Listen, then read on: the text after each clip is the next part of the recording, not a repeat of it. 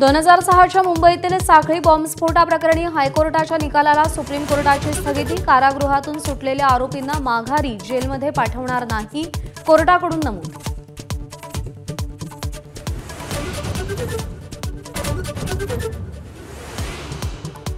राष्ट्रीय स्वयंसेवक संघाचे सरसंघचालक डॉक्टर मोहन भागवत यांची मुस्लिम धर्मगुरूंसोबत हरियाणा भवनात बैठक सुरू।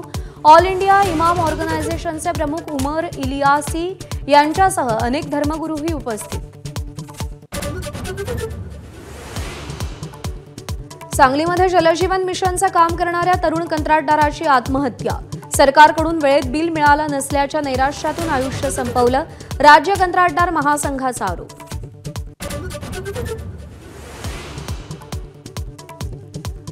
पटके मारण्याचं वक्तव्य करून मराठी माणसाला आव्हान देणाऱ्या निशिकांत दुबेंना मराठी हिसका। संसद भवनात काँग्रेसच्या मराठी खासदारांचा दुबेंना घेराव। रुद्रावतारापुढे घाबरून निशिकांत दुबेंनी पळ काढला।